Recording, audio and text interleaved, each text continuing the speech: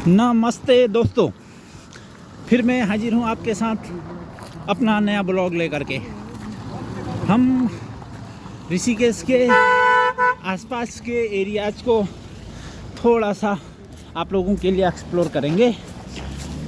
यूँ तो बहुत सारे यूट्यूबर्स अपने बहुत अच्छे कैमराओं से आप लोगों को यहाँ के दृश्यों से रूबरू करा चुके हैं, परंतु जब आप हमारा ब्लॉग देखेंगे दोस्तों, आप खुद अनुभव करेंगे कि हम कुछ नया आपके सामने लाने जा रहे हैं। इसमें दो कारण हैं।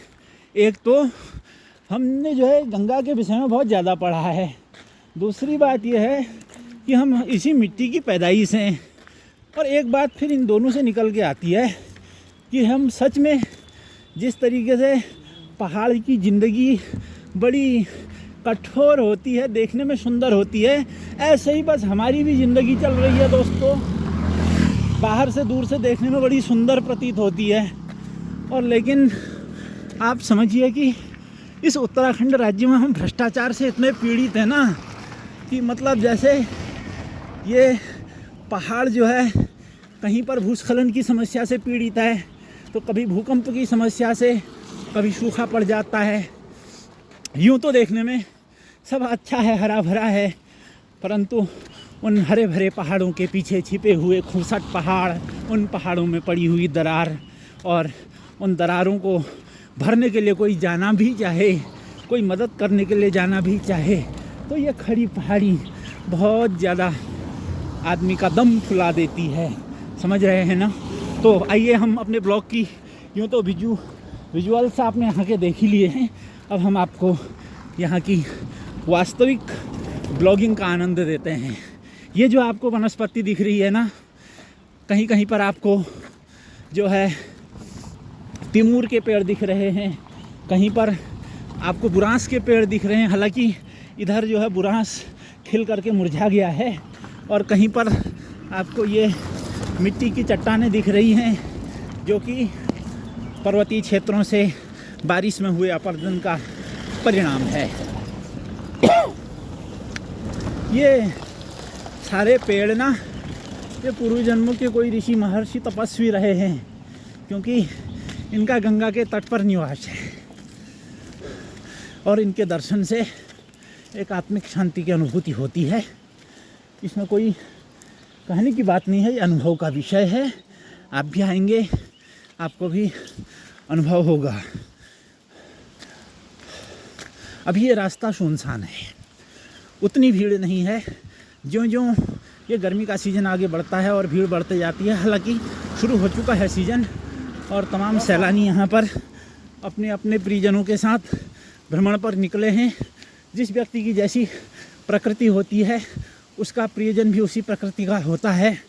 तो यहाँ पर हम कुछ जो है बैरागी टाइप के जीवलोक के प्राणी हैं, और इसलिए ये सब चल रहा है।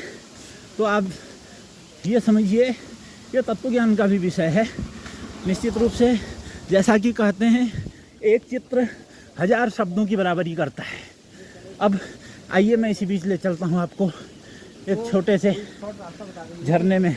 नहीं, अभी शॉर्ट रास्ता आगे से आएगा, शॉर्ट के चक्कर में मत पड़िए। थोड़ी सी पहाड़ से निकलने वाली ये जो गंगा की ट्रिब्यूटरीज हैं, इनका दर्शन करिए। ये वही सहायक नदियाँ हैं जिनके बल पर गंगा गंगा है, गंगा जिंदा है। गंगा हिमालय से निकल करके गंगा सागर तक पहुंचती है। आप सोचिए कितना कष्ट है इस जल को, कितने पत्थरों की ठोकर खा करके यह जल गंगा बनता है। यूं ही नहीं कोई गंगा बन जाती। गंगा बनने के लिए, गंगा के रूप में प्रतिष्ठा पाने के लिए इस जल को भी उसी तरह पत्थरों से ठोकर खानी पड़ती है। ऊंचे ऊंचे पहाड़ों से कूदना पड़ता है, गहरे गहरे गड्ढों में गोता लगाना पड़ता है। जिस तरीके से एक पत्थर को मूर्ति बनने के लिए 1000 हथौड़ों की चोटों से गुजरना पड़ता है, इस तरीके से एक सोने के टुकड़े को आभूषण बनने के लिए 1000 हथौड़े की चोटें और भट्टी की तपन सहनी पड़ती है 1400 डिग्री सेंटीग्रेड से ऊपर की। उसी तरह गंगा का भी स्वरूप कोई बनना आसान नहीं होता। इस जल को बहुत संघर्षों से गुजरना पड़ता है।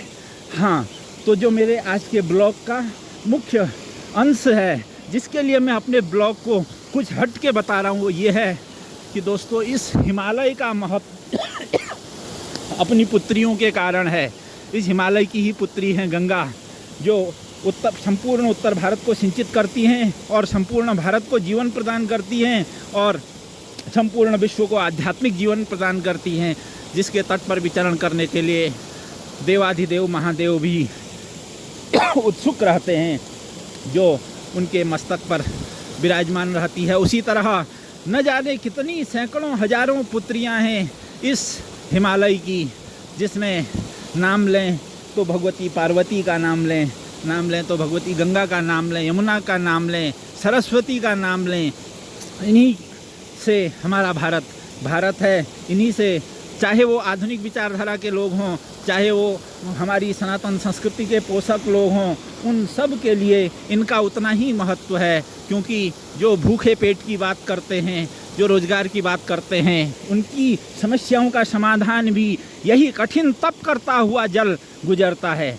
मैं फिर एक बात कह दूं, पार्वती की कठिन तपस्या की कहानियां तो पुराणों में बहुतों ने पढ़ी होंगी, पर गंगा जो आज भी अनवरत इन पहाड़ों से, इन पत्थरों की ठोकर खाते हुए, इन गहरे गड्ढों से गुजरते हुए निरंतर तपस साधना में रत है। इस गंगा की इस साधना को यदि हम समझें तो निश्चित रूप से गंगा में प्रदूषण तो हम नहीं ही फैलाएंगे। और इसी बात के साथ कि हमारी गंगा प्रदूषण मुक्त हो, मैं अपने इस ब्लॉग को समाप्त करता हूं और आगे चल के आपको फिर और बहुत शानदार दृश्यों से रूबरू कराऊंगा। तब तक के लिए बने रहिए। नमस्कार।